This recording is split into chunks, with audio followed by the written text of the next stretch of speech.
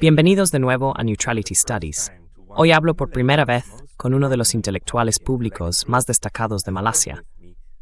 Me acompaña el Dr. Jomo Kwame Sundaram, asesor de investigación del Instituto de Investigación Kasana y profesor emérito de la Universidad de Malaya, que también fue secretario general adjunto de las Naciones Unidas. Jomo, bienvenido. Muchas gracias por invitarme, Pascal. Bueno, muchas gracias por aceptar. Y antes de empezar, me gustaría mencionar muy brevemente a nuestro colega Winfried, que está organizando el Diálogo de Paz de Penang en 2026, los días 5 y 6 de septiembre de 2026, y en el que usted participará como ponente. Si a alguien le interesa, dejaré un enlace abajo.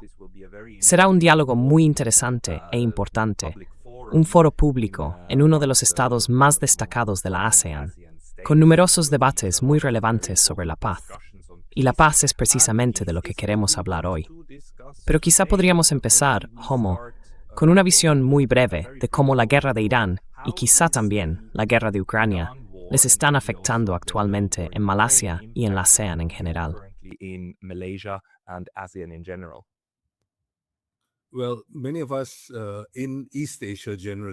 Bueno, muchos de nosotros en Asia Oriental dependemos en general de los combustibles fósiles, tanto del petróleo como del gas del Golfo, no solo de Irán, sino también de los otros Emiratos del Golfo.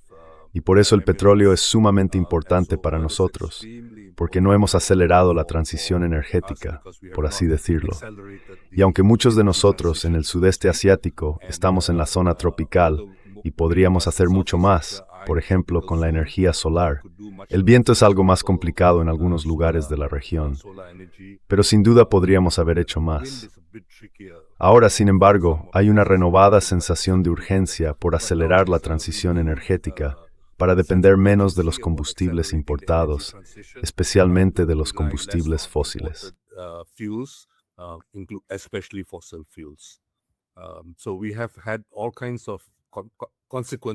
Así que esta crisis ha tenido todo tipo de consecuencias, pero para Malasia y algunos otros países hay otras consecuencias importantes. Una fuente principal de bastantes fertilizantes, que son importantes dada la relevancia de la agricultura en la región, vuelve a ser el Golfo. Normalmente se producen utilizando petróleo o gas. Otra importación importante para algunas partes de la región, especialmente para países como Malasia, Vietnam y tales que necesitan refrigeración, es el helio. De hecho, y mark det helio det lär på både himmel och jord. A great deal of helium is actually imported from the Gulf region as well. So all this has important consequences. Todo esto tiene consecuencias importantes para la producción. Altera tanto el consumo como la producción. Y esto tiene consecuencias importantes, como pueden imaginar, para la población de la región, para sus empleos, sus medios de vida y su bienestar, en términos de inflación y demás. Pero curiosamente no hay un gran antagonismo hacia Irán. La mayoría de los musulmanes de esta región son suníes, no chiíes, y tradicionalmente no han sentido una especial simpatía a Irán. Sin embargo, ahora, de forma bastante sorprendente, se aprecia mucha simpatía en la región por la difícil situación del régimen iraní.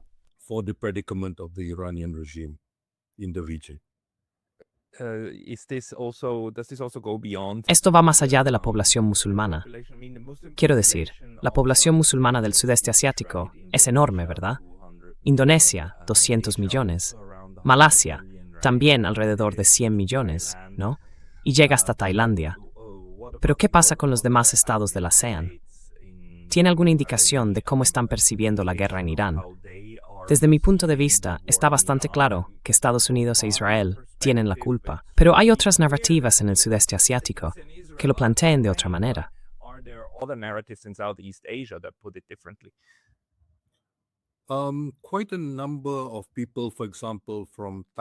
Bastantes personas, por ejemplo de Tailandia, han estado trabajando en Israel y en zonas cercanas. Y para ellas esto es motivo de preocupación, por supuesto, por las interrupciones en el empleo y demás. También hay otros tipos de alteraciones. El actual gobierno filipino ha respaldado mucho a Estados Unidos, y el reciente giro del gobierno indonesio hacia Estados Unidos también ha suscitado ciertas preocupaciones. Pero es muy difícil saberlo, porque la tradición de realizar encuestas de opinión todavía no está demasiado consolidada. Y como pueden imaginar, en países archipelágicos como Filipinas e Indonesia, no es fácil obtener respuestas. It is not easy to get feedback, but it is important to remember that Indonesia has never. Pero es importante recordar que Indonesia nunca ha albergado instalaciones militares de ninguna potencia externa, ya fuera Estados Unidos o incluso sus adversarios, durante la Guerra Fría y después de ella. Y también vemos que en lo que respecta a Filipinas, existía una tradición muy fuerte, especialmente durante el mandato del anterior Marcos, el padre del actual presidente de Filipinas. En la era de Marcos, hubo en Filipinas una intensa campaña para deshacerse de las bases estadounidenses allí.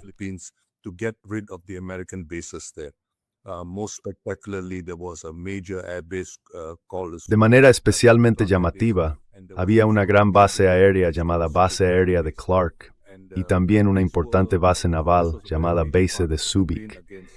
Y esto fue una parte muy importante de la campaña contra el presidente Marcos y su régimen de ley marcial desde los años 70 hasta la primera mitad de los 80. Así que esa tradición sigue siendo fuerte. Por eso no creo que Filipinas, aunque lleva mucho tiempo siendo aliada de Estados Unidos, sea especialmente receptiva a seguir teniendo bases militares estadounidenses. Ahora hay 11, 4 de ellas situadas en el norte de Luzón y orientadas casi directamente hacia el estrecho de Taiwán y la propia China.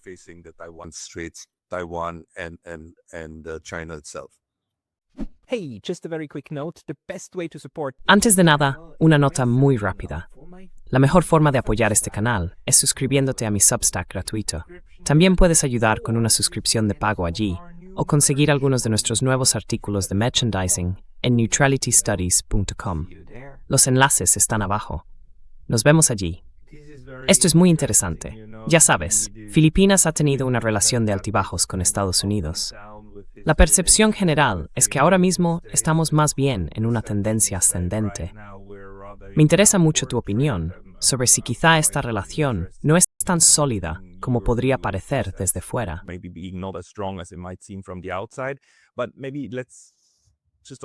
Pero quizá deberíamos hablar también un poco de Indonesia, porque lo que estamos viendo en este país, en Irán y con el estrecho de Hormuz, debe de ser muy preocupante para usted y para los indonesios. De repente, Estados Unidos e Irán están sentando un nuevo precedente. Es como si una arteria fundamental del comercio mundial, un estrecho, pasara de repente a ser propiedad de alguien, ¿verdad? Y los estadounidenses están diciendo realmente, no, es nuestro. Porque el otro gran cuello de botella de la economía mundial, que es de enorme interés especialmente para Estados Unidos, es el estrecho de Malaca. El 80% de las importaciones energéticas chinas pasa por el estrecho de Malaca. ¿Cómo percibe el peligro de que este precedente se vuelva de repente muy acuciante para ustedes allí?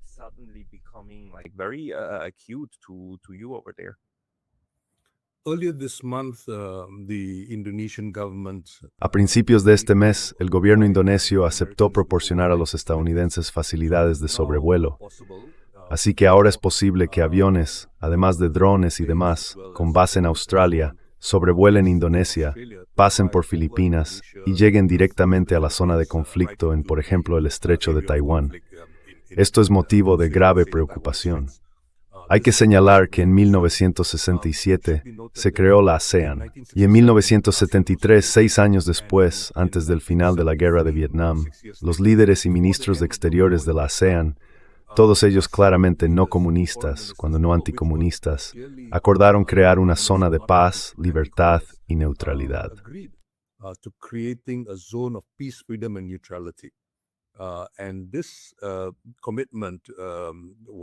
Y este compromiso fue bastante notable, especialmente en aquella época, por la naturaleza de los regímenes que lo suscribieron, y ha sido una fuente de enorme orgullo en la región. Sin embargo, hay que decir que varios regímenes de la región no han sido realmente. SOPFAN se refiere a la zona de paz, libertad y neutralidad. y varios regímenes no han sido precisamente neutrales, por decirlo suavemente. Y lo que es más importante, han proporcionado acceso militar, además de instalaciones. Esto ha aumentado de forma significativa en el periodo reciente. Así existe una proposición porque de manera voluntaria el forno la raíz arrastrada al heart de conflictos mayores.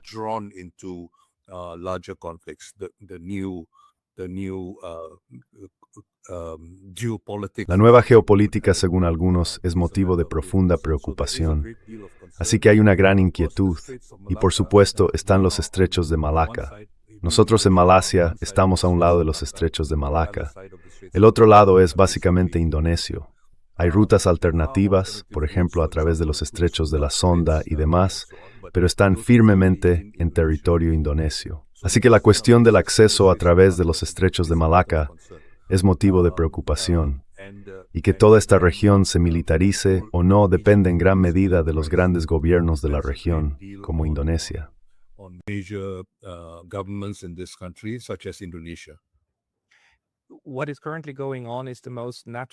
Lo que está ocurriendo actualmente es lo más natural del mundo, porque lo que hemos visto en periodos anteriores es que las potencias hegemónicas, actualmente Estados Unidos, luchan principalmente contra quienes consideran sus principales enemigos, pero también luchan contra quienes intentan mantenerse neutrales. Tratan constantemente de acabar con esa neutralidad. Y de hecho, en la ASEAN hemos visto dos intentos de neutralidad. SOPFAN es, hasta donde yo sé, esencialmente una iniciativa de la política exterior Malasia de aquel momento dentro de la ASEAN, y contó con un gran apoyo del resto.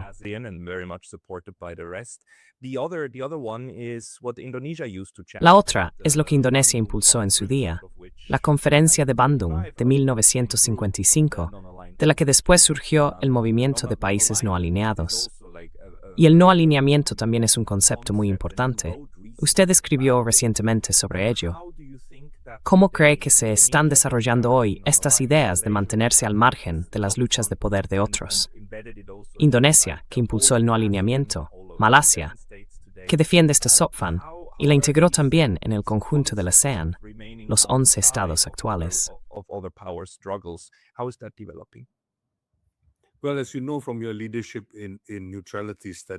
Bueno, como sabe por su experiencia en estudios sobre la neutralidad, neutralidad y no alineamiento no son estrictamente sinónimos. Y lo que tenemos en 1955 fue una iniciativa del régimen de Sukarno, el padre fundador de Indonesia. En 1965 hubo un golpe de Estado sangriento y según se sostiene, alrededor de 1 millón de personas murieron tras ese golpe. Después llegó un nuevo régimen que se llamó a sí mismo el Nuevo Orden, liderado por el general Suharto, que fue suegro del actual presidente de Indonesia, el presidente Prabowo.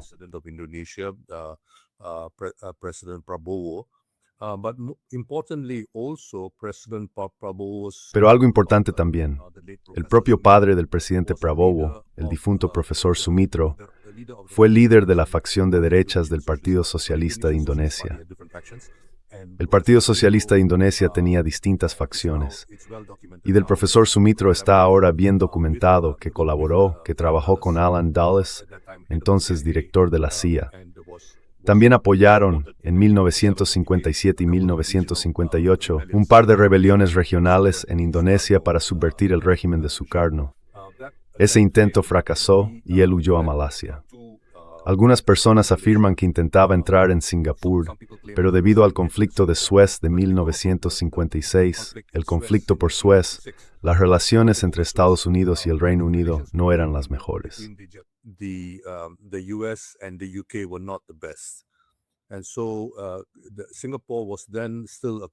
Y así, Singapur seguía siendo entonces una colonia británica y a él no se le permitió instalarse en Singapur. Perdón, al profesor Sumitro no se le permitió establecerse en Singapur, así que se instaló en Malasia.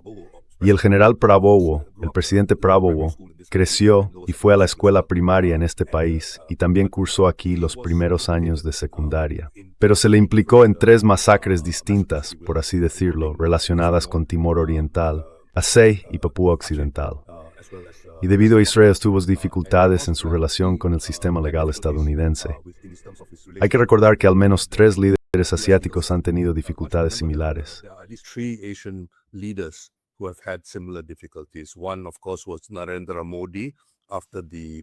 Uno, por supuesto, fue Narendra Modi. Después de la masacre de Babri Masjid, según las cifras que se tomen, murieron entre 2.000 y más de 6.000 personas tras el episodio de Babri Masjid.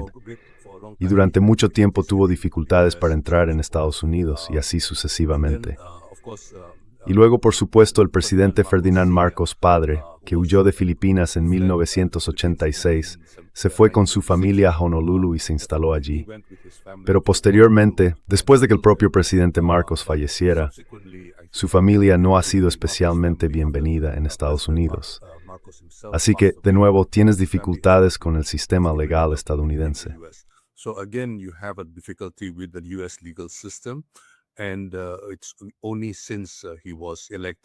Y solo desde que fue elegido primero vicepresidente y después presidente y más tarde presidente, ha podido superar algunos de estos problemas.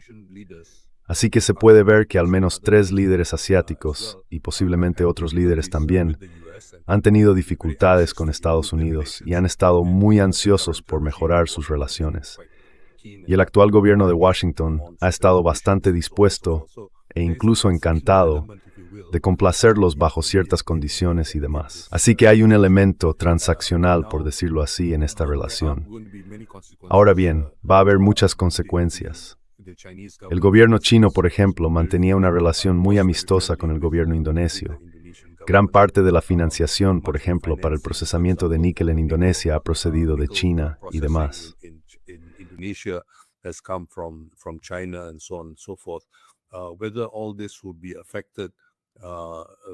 Está por ver hasta qué punto se verá afectado todo esto, pero ya ha empezado.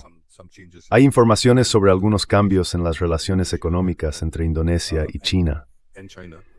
Creo que hasta cierto punto el presidente Prabowo y su equipo probablemente anticiparon este resultado y también lo tuvieron en cuenta. Pero es probable que esto afecte negativamente al crecimiento de Indonesia. Así que hay mucho en juego, y está por ver cómo se verán afectados los indonesios en general. Pero creo que hay que decir que muchas de estas decisiones no están exentas de controversia. No son precisamente muy populares entre la población. Y esto también ocurre en Filipinas, entre otros lugares. Así que estamos ante una evolución muy conflictiva en la región.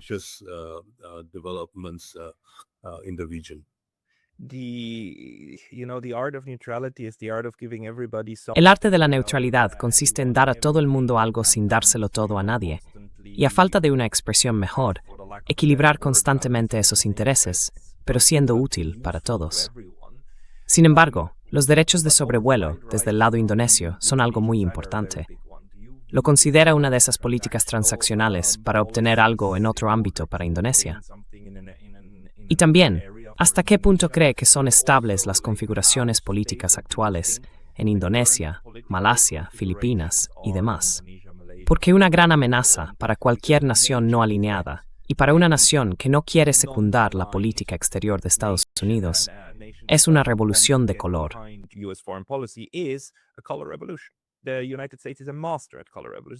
Estados Unidos es un maestro de las revoluciones de colores, un maestro de las operaciones encubiertas. Lo sabemos. Hay montones de libros sobre ello, libros muy buenos. Indonesia. Lo que ocurrió con la forma en que Suharto derrocó a Sukarno y después instigó lo que vino más tarde, la purga contra la izquierda, que costó la vida a 1 millón de personas, profesores y gran parte de la intelectualidad de Indonesia. Quiero decir, ocurrieron cosas absolutamente horribles y fueron apoyadas e instigadas activamente por Estados Unidos. ¿Qué peligro tiene la situación actual? Porque el entorno más fácil para operar es uno de volatilidad política y de procesos políticos poco organizados. ¿Cuál es su valoración?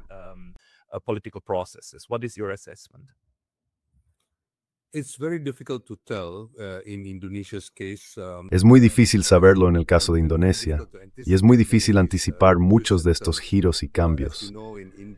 Como saben, recientemente en India nadie anticipó el nacimiento de lo que se llama el movimiento Janata de las cucarachas, que ha logrado un enorme apoyo de decenas de millones de personas en India. Ahora bien, por supuesto, decenas de millones quizá no parezcan gran cosa en una población de más de 1.200 millones de habitantes, pero aún así es bastante significativo.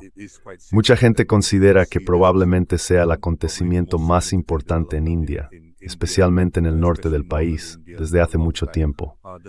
El sur de India, por supuesto, sigue discrepando del norte por otra serie de motivos en los que no voy a entrar ahora mismo. Pero en Indonesia, lo que tenemos es una situación archipelágica.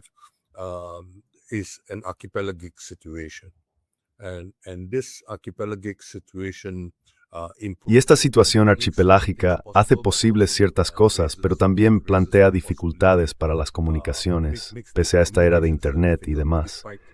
Así que es muy difícil evaluar el tipo de disenso que existe.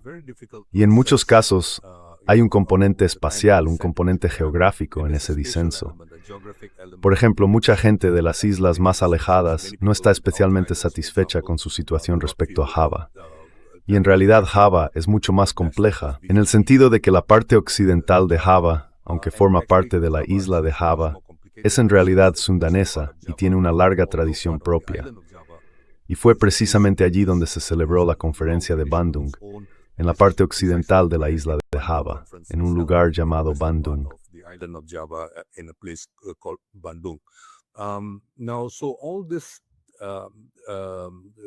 Ahora bien, todos estos elementos regionales son extremadamente difíciles de interpretar, sin duda desde el extranjero, pero incluso desde Yakarta, donde suelen estar algunas de mis fuentes y de donde procede buena parte de la información periodística. Resulta muy difícil entender la situación y valorarla.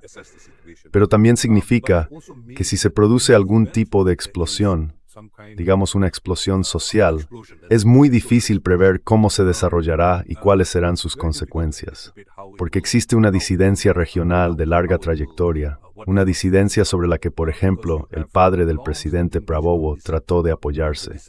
Parte de ella aún sigue latente.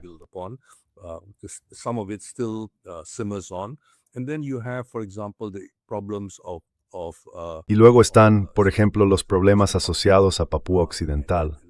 Y la isla de Kalimantan, por ejemplo, es donde se supone que estará la nueva capital de Indonesia.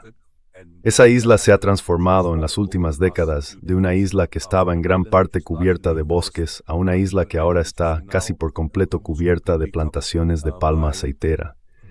Así que hay una transformación enorme de la geografía económica, de dónde gana dinero la gente, y así sucesivamente.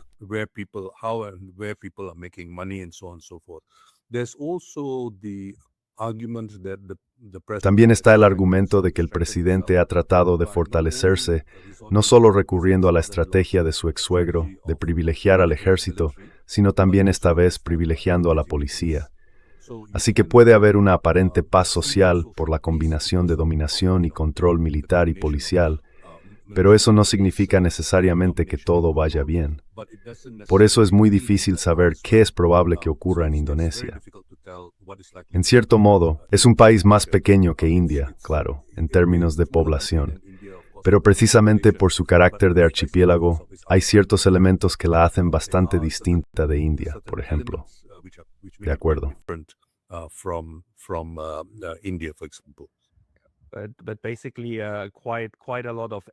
Pero en esencia, hay bastantes puntos de entrada para cualquiera que quiera sembrar discordia o amenazar al señor Prabowo. Ya sabe, si no haces lo que quiere X, quizá haya un levantamiento por allí, ¿no? Quiero decir, este tipo de maniobras son perfectamente imaginables. Pero hablemos un poco del movimiento de países no alineados, porque una de las cosas que me sorprenden es que, en los últimos 4 años, diría que desde 2022, el movimiento de países no alineados no haya vuelto a cobrar más relevancia. El sudeste asiático fue muy importante en sus inicios.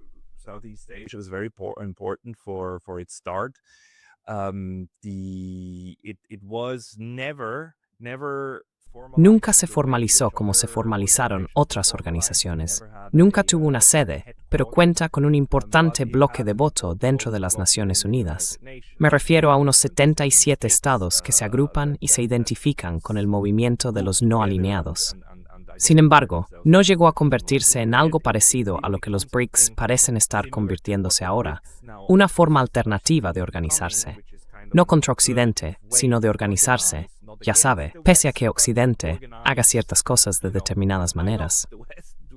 ¿Puede hablar un poco de cómo ve la evolución de los BRICS y la falta de desarrollo del MNOAL?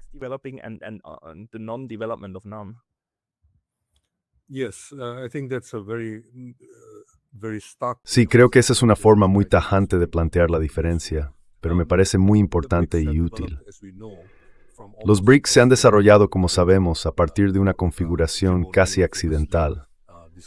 Jim O'Neill describió célebremente al grupo original de 4 países como BRIC, y después añadieron a Sudáfrica para incorporar a África al grupo. Y posteriormente se ha desarrollado de maneras que estoy seguro de que han tratado muchas veces antes en su programa. Pero creo que lo que ha ocurrido, y la razón por la que me entusiasman menos los BRICS, aunque aprecio y reconozco su potencial, es que ahora mismo los BRICS son, clara y conscientemente, una agrupación de los países más acomodados del sur global. No hay un esfuerzo deliberado por tratar de recoger los intereses y las dificultades de los países más pobres, y a menudo de los países más vulnerables del sur global.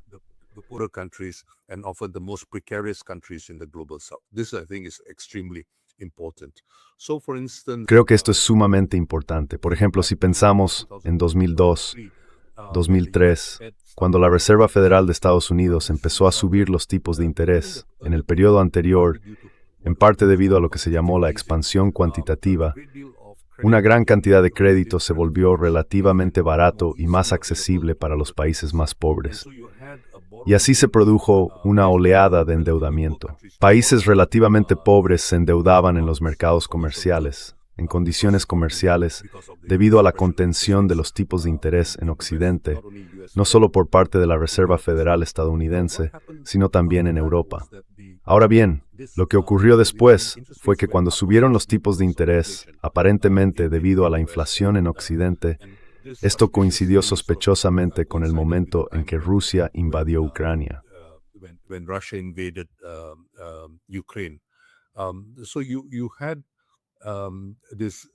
Así que los tipos de interés empezaron a subir, y en cuanto subieron, se produjo una reversión de los flujos de fondos. En el pasado había una tendencia, y por desgracia sigue existiendo, a endeudarse a más corto plazo. Es decir, pides un préstamo a 3 meses, a 6 meses o incluso a 1 año, y luego lo vas renovando. Vuelves a pedir prestado al cabo de 3 meses, al cabo de 6 meses. A los prestamistas les gusta esto, porque lo ven como una forma de seguir ajustándose a unas condiciones cambiantes, pero deja a los prestatarios en una situación muy difícil y vulnerable. Así que, cuando los tipos de interés empezaron a subir, al principio hubo una salida lenta de capitales, pero enseguida se convirtió en una estampida de fuga de capitales que habían ido a los países más pobres. Se revirtió.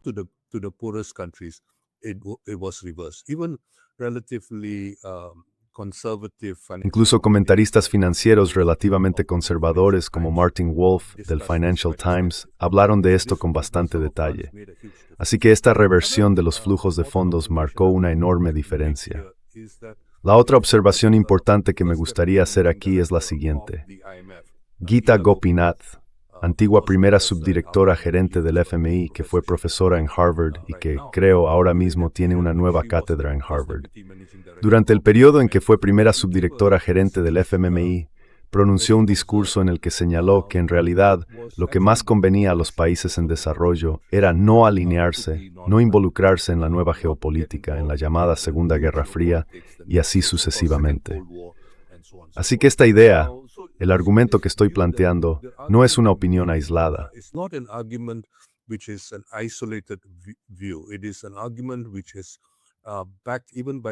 Es un argumento respaldado incluso por comentaristas conservadores, por figuras convencionales muy vinculadas al mundo de las finanzas y demás, que ven que lo que está ocurriendo no beneficia a los países del sur global. Así que creo que hay argumentos sólidos en todos los ámbitos. No es un argumento aislado de algunos elementos radicales situados en un extremo u otro de un determinado espectro político. Creo que esto es lo que une a todo el sur global. Si pensamos se hicieron los BRICS durante este periodo, no hubo ninguna iniciativa concreta de los BRICS que fuera sensible a... Hubo ciertos países de los BRICS que estaban preocupados, sin duda, pero los BRICS como grupo no actuaron. Y es muy importante que reconozcamos las limitaciones de los BRICS en cuanto a proteger.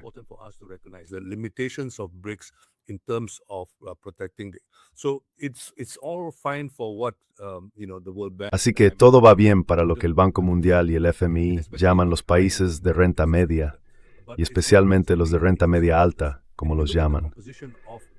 Pero no necesariamente redunda en interés de los demás. Y si se observa la composición de los miembros de los BRICS, de los países invitados en la última ronda, por ejemplo, son países situados en puntos muy distintos del espectro político. Está Emiratos Árabes Unidos, por ejemplo, está Egipto y otros tantos países. Hay de todo. Ahora bien, Turquía no se ha incorporado, por razones que solo ella conoce y demás. Pero también se ve que, en una serie de cuestiones, grandes países como India, que forma parte de los BRICS originales, han vacilado. Y el presidente Trump y la Casa Blanca se han mostrado bastante hostiles hacia los BRICS, porque consideran que los BRICS están promoviendo activamente el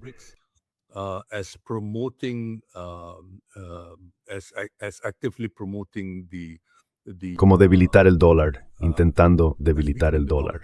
Ahora bien, es cierto que un par de gobiernos de los BRICS han expresado, en algún momento u otro, posturas a favor de alejarse de la dolarización y demás. Eso es indudablemente cierto, pero no es la postura de los BRICS en sí. Y es importante reconocer que los países que más han hablado de ello, Brasil y Sudáfrica, son los que tienen los menores superávits comerciales en comparación con los demás.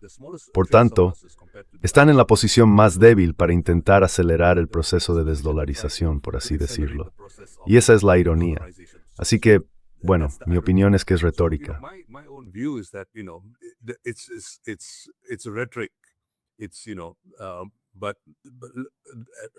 Pero bueno, lo cierto es que podría decirse que alrededor de 4/5 partes, el 80% de las transacciones económicas internacionales siguen denominadas en dólares. Y esto tiene que ser un proceso voluntario. Las partes que realizan la transacción tienen que querer cambiar a otra moneda, por diversas razones. Y eso ya ha estado ocurriendo. Es parte de la razón por la que ciertos bancos centrales y otras autoridades financieras han pasado, por ejemplo, de mantener activos en dólares estadounidenses a mantener oro. La fiebre del oro de los últimos 3 años, por ejemplo, está relacionada en parte con esto. Pero bueno, sigue siendo una gota en el océano.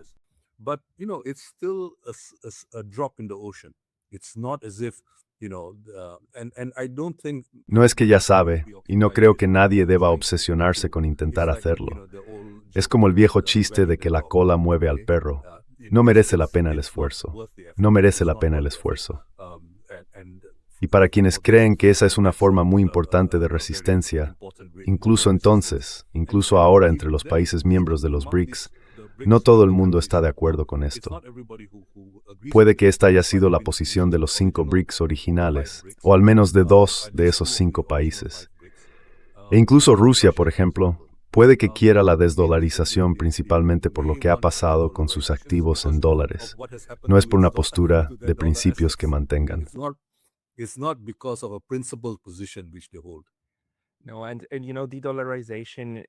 No, y bueno, si la historia sirve aquí de alguna guía respecto a la desdolarización, nunca hemos visto desaparecer por completo una moneda importante, la moneda de reserva mundial.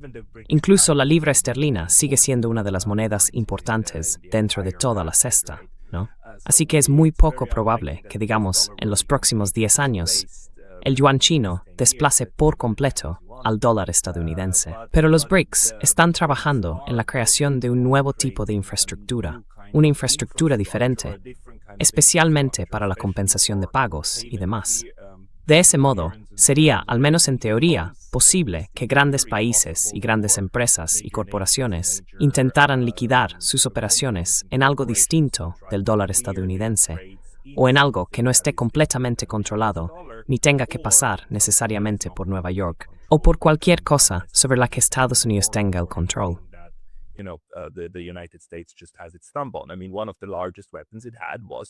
Quiero decir, una de las mayores armas que tenía era el sistema de transacciones SWIFT. Y eso no es necesariamente una cuestión del dólar estadounidense. Es simplemente que ese sistema de comunicación está controlado por Estados Unidos. Pueden activarlo y desactivarlo cuando quieran. Y eso tiene un enorme impacto en los países cuyos sistemas bancarios dependen de él. Pero entonces, ¿por qué el movimiento de países no alineados no está implicado ahora mismo en este tipo de construcción de infraestructuras globales? ¿Es una forma de inercia? ¿O están ocurriendo cosas que yo simplemente no veo, que en realidad siguen teniendo lugar dentro de la agrupación de los países no alineados?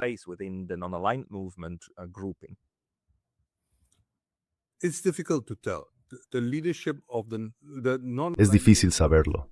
El movimiento de países no alineados pareció perder relevancia tras el final de la Primera Guerra Fría. Así que, a comienzos de los años 90, el movimiento de países no alineados seguía existiendo, pero parecía ir cayendo en la irrelevancia. Es importante subrayar que India, por ejemplo, después de acoger la Conferencia de los No Alineados a finales de los años 80, creó una capacidad de investigación. Fue el único país del movimiento de países no alineados que intentó realmente desarrollar una capacidad de investigación para el movimiento. Se llamaba RIS, Sistemas de Investigación e Información. Pero por desgracia, el régimen posterior, el actual régimen de India, ha transformado esa institución en una especie de filial del Ministerio de Comercio de India.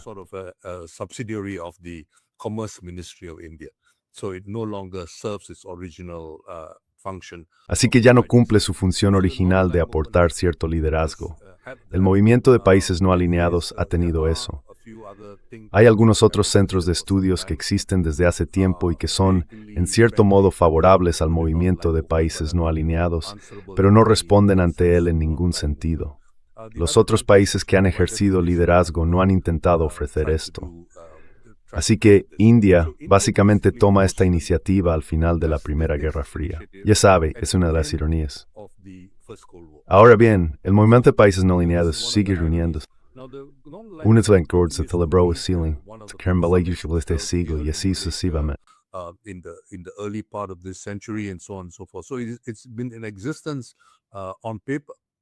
Así que ha seguido existiendo sobre el papel, se reúne, sigue reuniéndose y demás.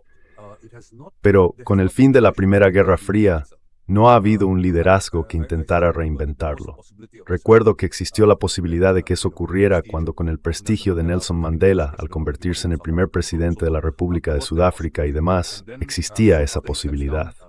Y poco después de que él dejara el cargo, Lula se convierte en... Pero resulta que ni Sudáfrica ni Brasil consideraban tener esa clase de peso dentro de todo el movimiento de países no alineados.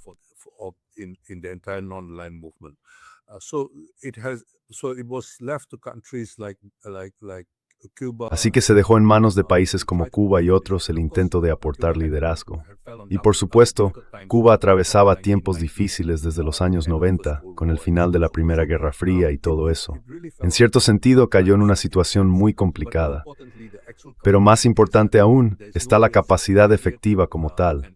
No existe una secretaría real ni nada parecido. Va pasando de un liderazgo a otro y así sucesivamente. Por tanto, hay una carencia en este sentido, una laguna que puede y debe cubrirse. Y hasta cierto punto el Banco del Sur tiene potencial para aportar al menos algunas capacidades con ese fin.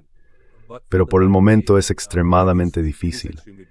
Y lo es, por ejemplo, para un país como China, al que muchos ven como uno de los grandes polos de lo que está surgiendo ahora mismo, aportar ese tipo de liderazgo.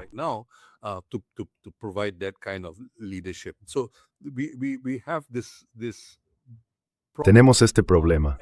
Se habla mucho de no alineamiento, pero gran parte de esa conversación no son debates intergubernamentales. No son conversaciones entre estados. Son conversaciones de personas de la sociedad civil con buenas intenciones, muchos de ellos antiguos diplomáticos, que reconocen el potencial de todos los países, también de India, que reconocen ese potencial y la necesidad del movimiento de países no alineados. Y creo que, tras el final de la Primera Guerra Fría, Es importante que el movimiento de países no alineados se reinvente. Como ha mencionado antes, por ejemplo, sí creo que es muy importante mantener un firme compromiso pacifista. Probablemente sea más importante que cualquier otra cosa.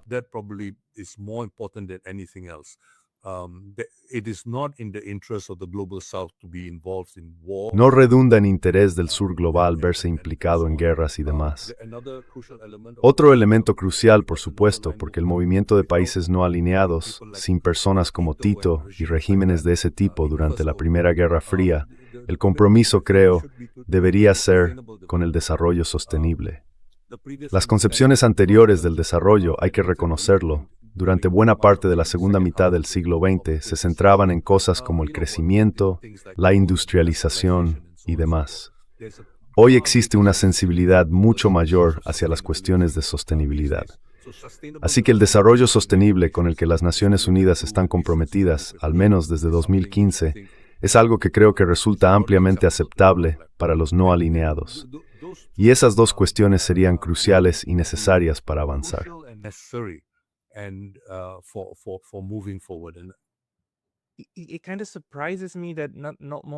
Me sorprende un poco que no esté pasando más, porque ahora mismo, si alguna vez ha sido el momento adecuado, probablemente sea ahora. Porque lo que no estamos viendo es un avance hacia la creación de más alianzas. La única forma de pensar en alianzas que tenemos en el mundo es la de la OTAN y Occidente, pero China y Rusia no están formando realmente alianzas. No hay otra cosa del tipo de vamos a unirnos y crear un ejército, ni nada parecido.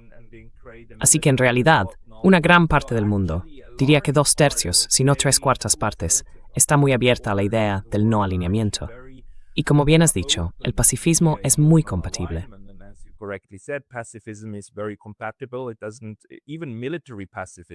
Ni siquiera significa pacifismo militar, que es un término un tanto extraño. Pero, dado que la no alineación o la neutralidad implican que puedes defenderte, pero no defenderte junto con otros frente a terceros, no necesariamente tienes que deshacerte de tus fuerzas armadas para tener un ADN pacifista en la relación con el mundo. Un gran problema es, por supuesto, la organización.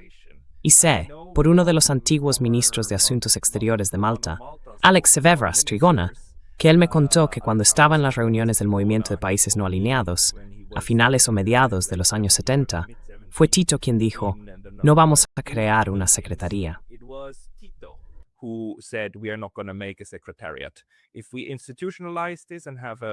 Si institucionalizamos esto y creamos una secretaría, entonces serán los soviéticos quienes lo socavarán, se infiltrarán en ello y se harán con el control.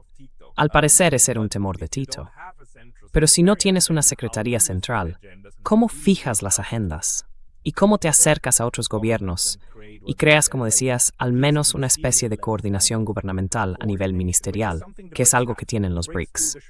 Los BRICS utilizan el sistema de Sherpas. Los BRICS tienen coordinación entre ellos a nivel ministerial.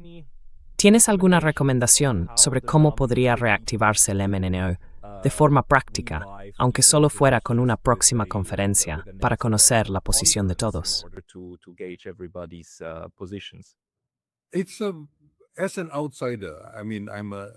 Como alguien ajeno a esto, quiero decir, no estoy vinculado a ningún gobierno, no estoy vinculado a ningún... Así que es extremadamente difícil intentar establecer condiciones.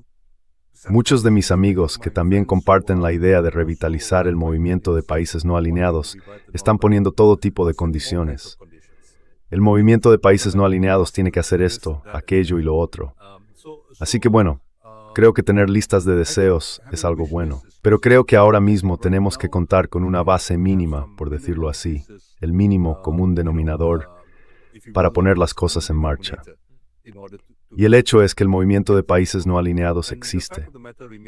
Con el tiempo, países y gobiernos se han incorporado al movimiento de países no alineados.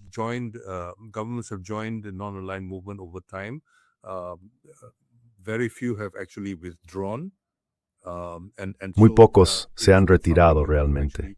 Así que es algo sobre lo que se debería construir. Y contar con un consenso mínimo, creo, es un punto de partida importante. A partir de ahí, de esa base mínima, se empieza a construir. Y un elemento importante, por ejemplo, que ya existe en cierta medida, es el G77, que básicamente es un grupo dentro del sistema de Naciones Unidas. Históricamente ha servido a los países en desarrollo. Pero a todos los efectos, hay muy pocos países que no sean países en desarrollo, por así decirlo, que hoy pudieran estar interesados en el movimiento de países no alineados. Así que ese sería un punto de partida importante. That would be an important starting point. I think, Tito had very specific concerns. Creo que, Tito tenía preocupaciones muy concretas. Eran comprensibles por su propia experiencia, especialmente con Moscú y con la Unión Soviética y todo eso. Pero, irónicamente, sus dificultades con Stalin y la Conferencia de Belgrado del movimiento de países no alineados se produjeron en un momento en que, podría decirse, Khrushchev estaba en la cima de su influencia. Solo después empezó a disminuir la influencia de Khrushchev y todo eso. Así que hay que pensar qué era exactamente lo que preocupaba a Tito y si debería ser una preocupación para el movimiento de países no alineados. Should it be a concern for the non-aligned movement? One should not impose one's. No se deben imponer a un movimiento las preocupaciones e inquietudes personales de uno mismo, porque eso se convierte en un obstáculo para el movimiento. Así que lo que ha dicho su colega, el ex ministro de Asuntos Exteriores maltés, es una observación muy importante. Pero la cuestión es, ¿quieren lastrar el posible desarrollo, o en este caso el resurgimiento, del movimiento de países no alineados con ese tipo de preocupaciones? En cuanto empiezan a imponer todo tipo de cosas, van a surgir todo tipo de obstáculos para reactivar el movimiento. Creo que ahora necesitamos hacer posible su reactivación y dejar que la organización desarrolle su propio carácter y sus propias prioridades a medida que evoluciona, no imponerlas como condiciones previas para su resurgimiento. Not as preconditions for its revival. No, you're absolutely right. No, tiene toda la razón. Una de las cosas que a mi juicio sería muy beneficiosa es que hubiera liderazgo de la ASEAN dentro del movimiento de países no alineados. Porque la ASEAN para mí está demostrando que es un modelo que funciona, a diferencia de otras agrupaciones regionales que tienen diversos problemas, incluida la Unión Europea, que actualmente está atravesando una transformación que en mi opinión es absolutamente horrible y espantosa. Pero la ASEAN, con su modelo de consenso, pese a todos sus defectos, es en realidad una de las formas de empezar a organizarse y crear un consenso mínimo. ¿Ve alguna posibilidad de que Malasia, Indonesia o Vietnam asuman alguna posición de liderazgo en el movimiento de países no alineados? O dicho de otra manera, ¿cómo incentivar a estos gobiernos para que empiecen a hacerlo? How to incentivize these governments to actually start doing that? Quite honestly, at this point, I'm not terribly optimistic about Francamente, a estas alturas no soy demasiado optimista respecto a que la ASEAN pueda ejercer ese tipo de liderazgo. La ASEAN está seriamente dividida. Aunque estamos hablando de 3 países que se han alineado y se han comprometido a apoyar a Estados Unidos, son países muy importantes. Así que ya sabe, 3 de 10, o 3 de 9, o de 11, según cómo se cuente, incluye al país más poblado, y así sucesivamente. Por tanto, ahora mismo no veo que la ASEAN pueda proporcionar ese tipo de liderazgo. Por eso mencioné antes que iniciativas como el Banco de Desarrollo del Sur y otras similares podrían proporcionar la infraestructura intelectual, por así decirlo, para contribuir a hacer posible este tipo de movimiento. or helping to make possible this kind of movement. I don't see this coming about. No veo que esto vaya a producirse. Quiero decir, puede haber líderes, unos pocos líderes, pero no son. Tomemos por ejemplo los 4 gobiernos de África Occidental asociados al Sahel. No veo que eso proporcione necesariamente ese tipo de base. No tienen el peso necesario para poder hacer lo que hace falta. Del mismo modo, si pensamos en las perspectivas de Lula, su posición no es... Creo que sí espero que gane las próximas elecciones, pero para ganarlas, probablemente tendrá que mantener unida una amplia coalición, y esa amplia coalición puede limitar algunas de sus iniciativas. Del mismo modo, en América Latina, algunos de los defensores más fervientes de lo que se denomina no alineamiento activo. What is called activist non-alignment. these are very well-meaning former diplomats. Son exdiplomáticos muy bien intencionados y demás, que conocen mucho mejor gran parte de la historia, especialmente la relacionada con América Latina y estos asuntos. Pero la cuestión es si pueden aportar algo en los países donde tienen influencia. Quiero decir, al menos 2 de ellos están vinculados, por ejemplo, con Chile. Y dudo seriamente que el gobierno chileno vaya a proporcionar este tipo de liderazgo. Entonces, ¿de dónde va a salir ese liderazgo? Petro fue derrotado en Colombia. El candidato favorito de Petro fue derrotado en Colombia. La verdad, no tengo muy claro de dónde va a surgir gran parte de todo esto. I'm not quite sure where a lot of this will come about. And let's remember that, there are... Y recordemos que hay agrupaciones mucho más influyentes y poderosas que socavarían activamente un resurgimiento de la ASEAN. No pienso solo en la OTAN, sino también, por ejemplo, en la OCDE. La OCDE lleva décadas socavando activamente al G77 en toda una variedad de cuestiones. Más recientemente y de forma notoria en materia fiscal, pero también en toda una serie de otros asuntos. Hemos visto cómo organizaciones internacionales que antes estaban comprometidas con el multilateralismo han cambiado su agenda en función de lo que se favorece en Occidente. Tomemos, por ejemplo, la Organización Mundial del Comercio. La Organización Mundial del Comercio ni siquiera mantiene ya un compromiso con una visión neoliberal de la liberalización del comercio.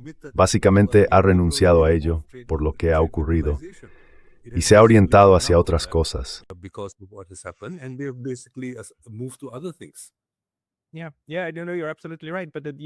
Sí, lo sé, tienes toda la razón. Pero lo que estamos viendo ahora es que estas instituciones, con todos esos eslóganes tan bonitos y que suenan tan bien, al final seguían siendo como la versión posterior a la Segunda Guerra Mundial de los imperios coloniales, ¿no? Extendían el control colonial sobre el resto, y esa era la función que cumplían. Y ahora, como esa jerga ya no les sirve, simplemente se deshacen de la jerga subyacente y utilizan nuevos métodos. Pero, en mi opinión, sigue formando parte de lo necesario, un proceso descolonial.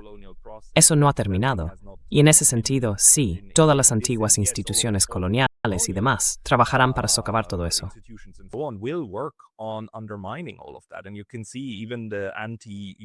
Y se puede ver que incluso los discursos anti-ONU del presidente de Estados Unidos o las críticas que llegan desde Europa son básicamente críticas porque la ONU no les sirve lo suficiente y porque hace demasiado de lo que quieren los países del sur global. Así que sigue siendo un mundo muy, muy desigual. Pero ya para terminar, ¿cuál es tu visión optimista o positiva de lo que un movimiento de países no alineados revitalizado podría o debería hacer?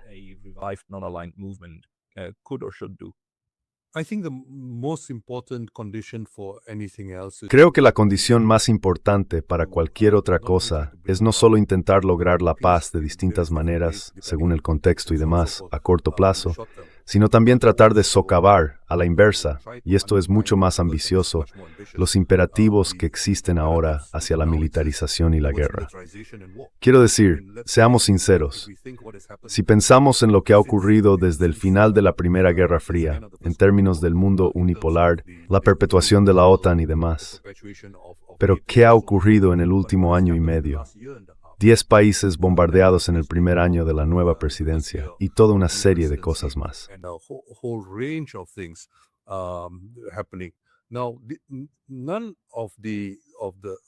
Ahora bien, ninguno de los antagonistas tiene posibilidad alguna de ganar, hablando en términos militares. Pero el hecho de que muchos de ellos hayan resistido y de que Irán haya sido básicamente un modelo de resistencia exitosa, nunca ganarán, pero la resistencia es, en cierto sentido, una victoria para Irán.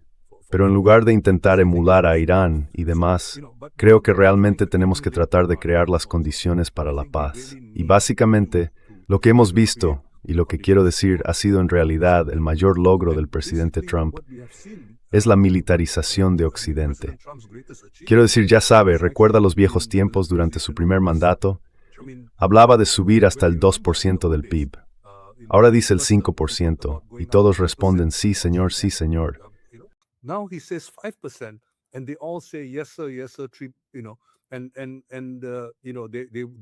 Ya sabes, están presentando sus calendarios para aumentar el gasto militar y todo lo demás. Los envían a Washington y discuten los detalles de todo este imperativo.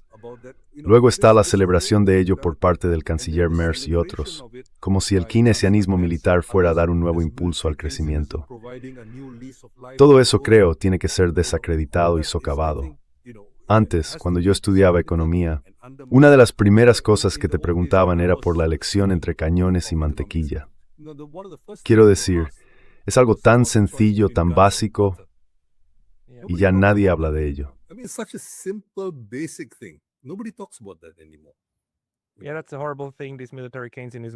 Sí, eso es algo horrible que está haciendo esta idea del keynesianismo militar. Dice que las armas son la nueva mantequilla, o que las armas nos traerán la mantequilla. Y eso es horrible. Yo soy de los que llaman a todos esos otros unos completos necios belicistas. Pero bueno, hay otros que no están de acuerdo. Homo, ha sido un verdadero placer escuchar tu análisis y también tus visiones. Quienes quieran leer más de ti, ¿a dónde deberían ir?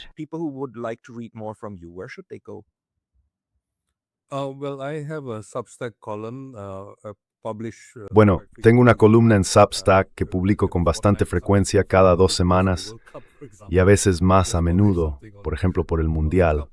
Acabo de publicar algo sobre el Mundial, pero publico con Interpress Service, que es una organización antigua, creada e inspirada, entre otros, por el fallecido Sam McBride para establecer un nuevo orden internacional de la comunicación.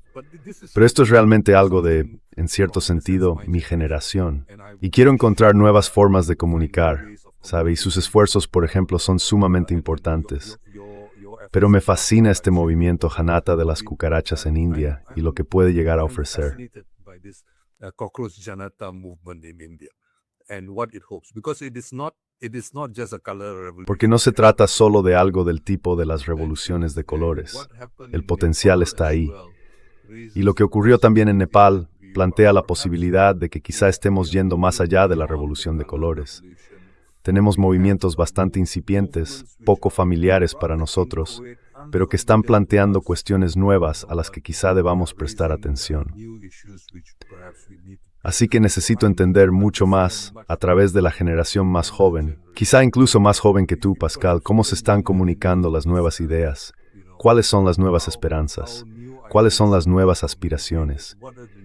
Y esto, creo, es la esperanza para todos nosotros.